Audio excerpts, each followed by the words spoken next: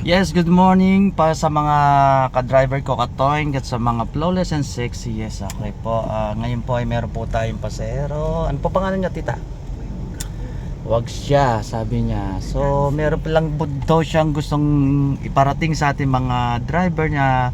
Minsan ay sumakay siya na medyo hindi maganda yung trato. Yung maraming bagahe, tulungan naman. Maraming bagay, tulungan naman daw. Kasi ayan po yung, kaya po ako nandito sa inyo, nag-guide lang po tayo ng tama, magkaroon tayo ng disiplina. Isasama po lagi natin yan.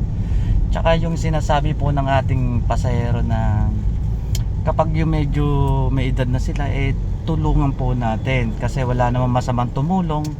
Huwag ka maghihingi ng kabayaran sa tulong, masama yun. Bad. Yan. Ayan na po sila, tita. Ayan. Kaya po ako nag-video dahil po sa sinasabi niya. Ano po yan, tita? Hindi ko pa po yan. Sana yung mga drivers pagka may mga ano tawag nito, may mga dala ang pasahero. Huwag naman yung bubuksan lang yung likod, pababayaan ng pasahero na siya maglagay kasi katulad namin, mga senior na.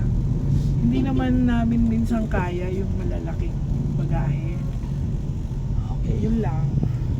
Okay, mga ka-driver, kung isa ka dito, ay sana medyo bago-baguhin natin yung sistema ng pag-uugali.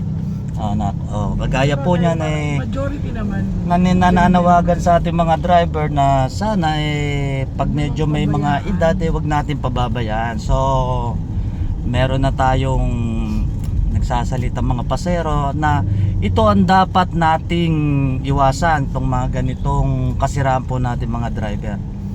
Sana kung ikaw to na hindi marunong tumulong sa kapwa mo, ngayon pa lang baguhin mo na yan. Okay? Paano? Tara, biyahe na tayo.